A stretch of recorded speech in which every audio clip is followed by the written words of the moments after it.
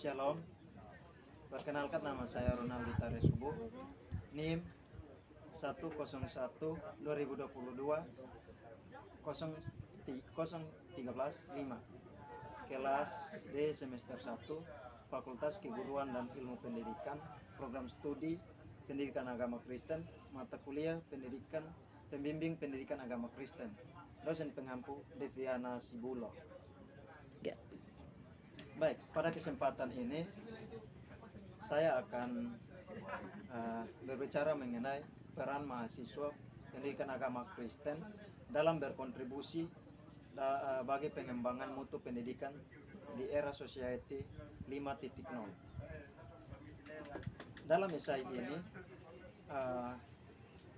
saya memberikan judul upaya merawat masa depan. Baik, akan sangat naif untuk mengharapkan kelas dominan untuk mengembangkan jenis pendidikan yang memungkinkan kelas bawahan untuk melihat ketidakadilan sosial secara kritis. Itu kata Paulo Freire dalam bukunya. Buat saya sendiri, ternyata berpikir itu tidak gampang, khususnya jika yang saya pikirkan adalah isi dari tema ini sendiri. Saya mencoba memeras makna yang rasanya termuat dalam isi kepala. Ternyata sulit. Mula-mula pikiran semacam itu menyenangkan, karena dengan berpikir saya merasa menemukan nalar dan pola yang jelas dari segi robak kejadian yang centang perenang. Tapi lama-lama memuakkan ketika saya menemukan ketimpangan-ketimpangan sosial pada era 5.0 di kepala saya. Saya menyadari betapa menyedihkannya pikiran-pikiran saya itu. Namun lebih menyedihkan lagi saat seseorang tak lagi berpikir atau tak bisa berpikir seperti biasanya. Ia mengalami krisis kesadaran yang dulu mutlak sekarang digugat, yang tadinya terbenam kini mengapung ke permukaan. Bila dicermati lebih dekat, tentu saja tema di atas menantang kita sebagai makhluk intelektual, terkhususnya mahasiswa program studi agama Kristen, untuk berpikir lebih kritis dalam upaya meningkatkan kualitas pendidikan kita. Oleh karena itu, tentu sebagai mahasiswa kita dituntut untuk memiliki banyak potensi dan kesempatan, sehingga dalam hal ini menjadikan kita sebagai mahasiswa dapat dikatakan sebagai maksud saya kita dituntut agar memiliki banyak potensi dan kesempatan, sehingga dalam hal ini menjadikan mahasiswa dapat dikatakan sebagai sekelompok manusia yang unik, yang mampu sedikit di atas masyarakat. Dengan demikian, mahasiswa memiliki peran yang penting untuk memberikan kontribusinya kepada masyarakat. Nah, mahasiswa sendiri dalam memainkan peranannya dalam lingkup masyarakat cukup dikenal luas sebagai agen perubahan atau agent of change. Di sini mahasiswa berperan sebagai motor penggerak masyarakat untuk melakukan perubahan ke arah yang lebih baik lagi dengan memanfaatkan ilmu dan pengetahuan serta gagasan. Sementara dalam struktur program sarjana pendidikan tentunya dimaksudkan untuk menyiapkan para mahasiswa agar memiliki kemampuan profesional dalam melaksanakan tugas dan tanggung jawab dalam bidang ilmu pendidikan, sehingga dengan begitu mahasiswa diharapkan menjadi kekuatan untuk mencapai mutu pendidikan yang tinggi dalam menghadapi tantangan di era serba modern ini. Mahasiswa bisa berperan aktif jika saja subjek tersebut dapat mengetahui peran sebagai berikut. Nah, peran-peran yang saya maksud di sini, yang pertama, guardian of the value. Nah, guardian of the value ini, mahasiswa sebagai guardian of the value berarti mahasiswa adalah penjaga nilai-nilai dalam masyarakat. nilai-nilai apa saja yang harus dijaga? Tentu sebagai mahasiswa kaum intelektual harus menjaga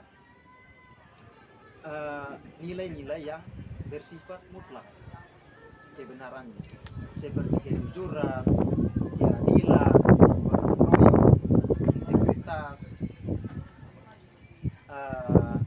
dan lain sebagainya. Sebagai guardian of value, mahasiswa tidak hanya berperan dalam menjaganya, namun juga sebagai pembawa atau penyebar. Berikutnya peran dalam namanya Iron Stock. Peran mahasiswa sebagai Iron Stock, yaitu mahasiswa adalah agen penerus bangsa. Tak dapat dipungkiri bahwa seluruh organisasi yang ada akan bersifat mengalir, yaitu dengan pergantian kekuasaan dari golongan tua kembali ke golongan muda. Nah, di sini mahasiswa merupakan aset, cadangan, dan harapan bangsa di masa depan. Sehingga mahasiswa diharapkan memiliki kemampuan dan perilaku terpuji untuk menggantikan generasi-generasi yang jauh sebelum itu. Kemudian berikutnya adalah moral force. Moral force ini adalah mahasiswa berperan dalam masyarakat sebagai insan akademis. Tingkat intelektual yang dimiliki mahasiswa akan disejajarkan dengan tingkat moralitasnya. Mahasiswa dianggap memiliki tingkat perilaku, bertutur kata, cara berpakaian, dan lain sebagainya yang berhubungan dengan moral. Nah, ini menjadi acuan dasar yang harus dipakai dan dijadikan contoh yang baik bagi masyarakat. Yang kemudian adalah social control. Peran mahasiswa sebagai social control itu mahasiswa diharapkan mampu menjadi pengontrol sebuah kehidupan sosial pada masyarakat dengan cara sarana kritik serta sosial untuk permasalahan sosial masyarakat maupun permasalahan bangsa sebagai kaum dengan kemampuan intelektual serta sikap kritis yang tinggi. Mahasiswa dapat menjadi jembatan bagi masyarakat untuk melawan terhadap kebusukan yang terjadi dalam birokrasi yang selama ini dianggap lazim, untuk terciptanya pembangunan yang lebih baik bagi negeri ini. Nah, dalam hal ini saya akan menyatakan secara langsung salah satu penerapan pengembangan mutu pendidikan melalui program Merdeka Belajar yang dapat meningkatkan kemampuan mahasiswa dalam universitas-universitas atau dalam lingkungan kampus. Nah, program Merdeka Belajar Kampus atau Kampus Merdeka, singkatnya MBK, dapat dikategorikan sebagai kebijakan dalam pendidikan yang bersifat revolusioner.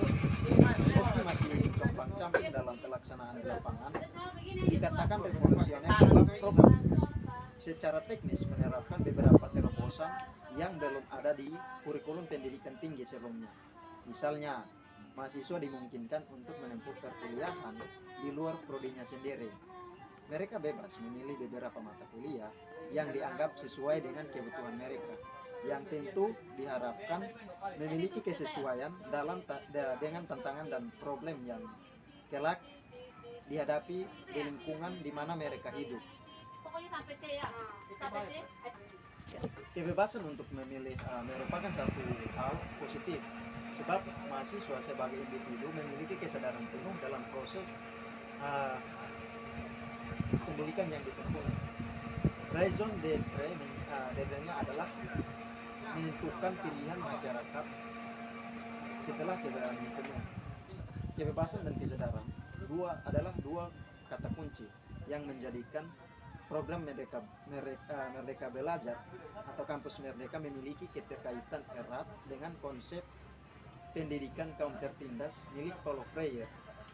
Nah, lebih lanjut lagi, pendidikan sebagai ideological state apparatus. Realitas faktual dalam dunia pendidikan kita tidak dipungkiri menjadi gambaran paling jelas dalam praktik pendidikan gaya bank, dari jenjang paling rendah hingga tingkat perguruan tinggi. Nah, Pendidikan gaya Peng yang dikritik oleh Paulo Freire ini menjadi model pendidikan favorit. Guru bercerita, murid patuh mendengarkan, dosen menerangkan sebuah pengetahuan, mahasiswa kusut mendengarkan. Dalam pembahasan pendidikan, sebuah kritik ideologi, keberanian dan kemampuan menilai situasi diri dalam lingkungan yang dihasilkan melalui pendidikan dan masalah menjadi penanda adanya kritisme. Nah, kritisisme penting untuk membongkar ideologi penindasan yang bersembunyi di balik realitas sehari-hari yang tampak normal. Kemudian F. Budi Hardirman dalam bukunya Kritik Ideologi menulis, melalui praktik kritik ideologi diharapkan muncul manusia yang sadar akan penindasan sosial di atas dirinya dan mau bergerak membebaskan diri.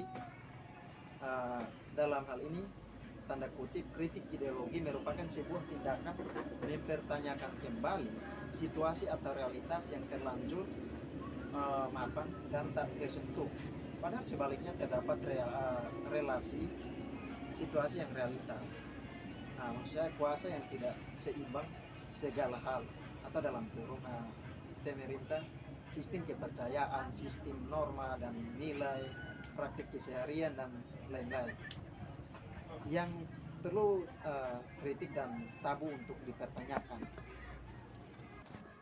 sekaligus dipercaya secara membabi buta, berpotensi membeku menjadi mitos atau ideologi yang mengalalkan darah pihak yang mencoba untuk mempertanyakannya. Ajaran Karl Marx, Marxisme misalnya, Marxisme pula, Marxisme maksud saya pada mulanya merupakan ideologi pembebasan, karena dasar ajaran ini adalah anti penindasan dalam segala wujudnya. Nah, dalam era society 5.0, banyak negara-negara Asia Afrika pada awalnya maksud saya pada abad ke-20 yang menjadikan paham Marxisme sebagai elemen perjuangan dalam rangka memerdekakan diri dari kolonialisme.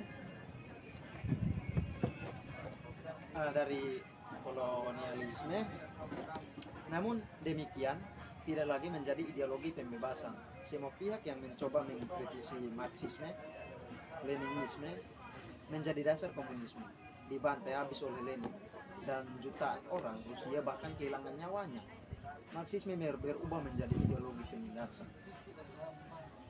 Nah, ini merupakan bagian sumber-sumber yang saya rangkum dari berbagai cakupan. Kemudian pendidikan yang mampu melahirkan nalar kritis merupakan sebuah kebutuhan yang mendesak. Nalar kritis yang dilahirkan melalui proses pendidikan digunakan untuk membebaskan diri dari situasi yang menguntungkan, sehingga kelompok-kelompok yang selama ini termarginalkan bergerak untuk mengubah kondisinya menjadi lebih baik. Pertama, mereka akan mengevaluasi kondisi dan situasi diri dan lingkungannya. Ketika sadar, ternyata dalam situasi tertindas, selanjutnya mereka akan melakukan perlawanan untuk perubahan. Artinya, pendidikan yang membebaskan merupakan suatu praktik kritik ideologi. Nah, pendidikan sendiri berurusan dengan pembangunan intelektual manusia dalam pengembangan daya-daya moral dan